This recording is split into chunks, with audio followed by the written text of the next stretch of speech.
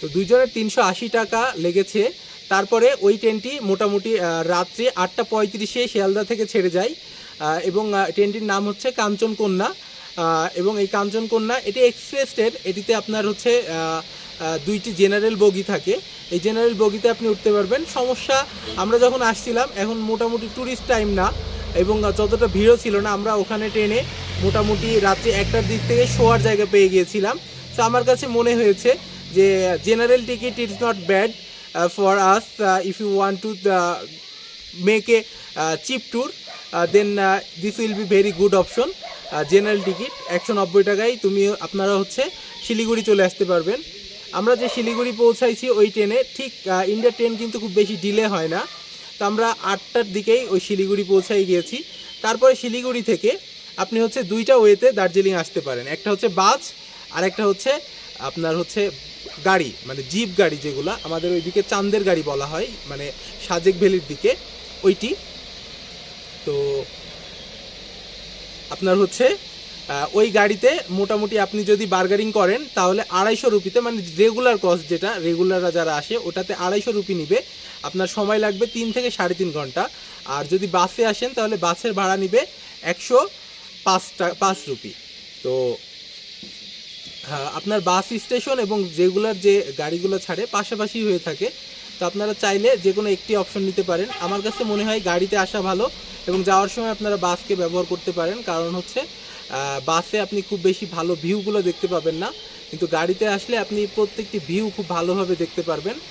তো গাড়িতে নিবে হচ্ছে 250 রুপি আর হচ্ছে বাসে নিবে হচ্ছে 105 রুপি। 3 থেকে 3.5 ঘন্টা সময় লাগবে দার্জিলিং আসতে। এবং আসার পর সবার আগে যে কাজটি করতে হবে সেটা হচ্ছে আপনি একটি হোটেল বুক করে নেবেন। আমরা আসলে হোটেল বুক করার সময় যে হোটেলে গিয়েছিলাম বেশ কয়েকটি হোটেল দেখেছি। হোটেল দেখে হোটেলে ফার্স্টে 4000 5000 রুপি পর্যন্ত চেয়ে থাকে, কিন্তু বার্গারিং করে আমাদের যে রুমটি নিয়েছি এই রুমটি থেকে বেশ সুন্দর একটি ভিউ দেখা যায়। এটা আমরা ফার্স্টের দিকেই নিয়েছি, যেখানে আসলে তেল পাম্প, সেখান থেকেই নিয়েছি চক রোডের পাশে।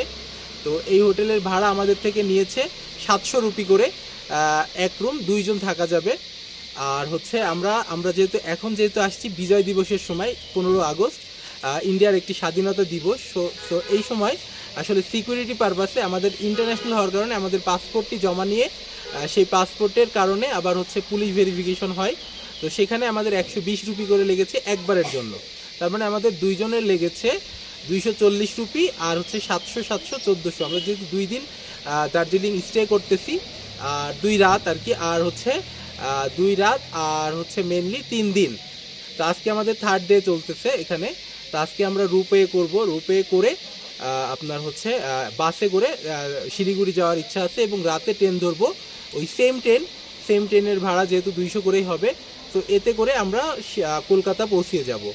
আর খাওয়া দাওয়ার যে ব্যাপারটা, আপনি যদি মুসলিম হয়ে থাকেন, হিন্দু আর অন্যান্য ধর্মাবলম্বী হইলে তো কোনো প্রবলেম নাই, যে কোনো কিছু খেতে পারবেন।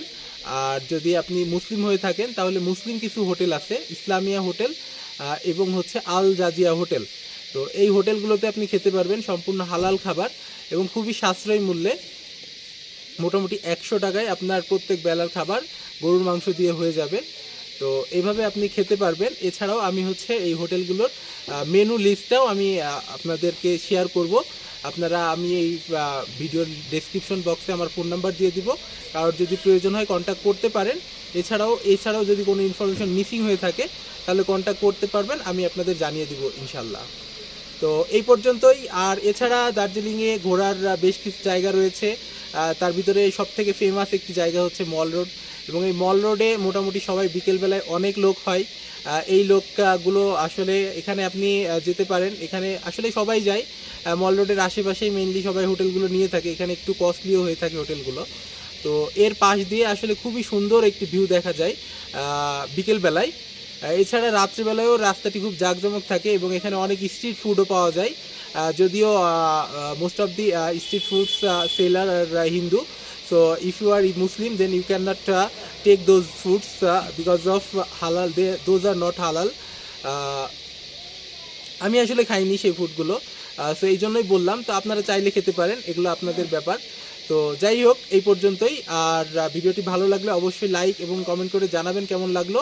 এছাড়াও আরও কোনো তথ্য যদি আপনাদের জানার প্রয়োজন হয় তাহলে অবশ্যই কমেন্টে জানাবেন, আমি উত্তর দিব ইনশাল্লাহ। থ্যাংক ইউ, আসসালামু আলাইকুম।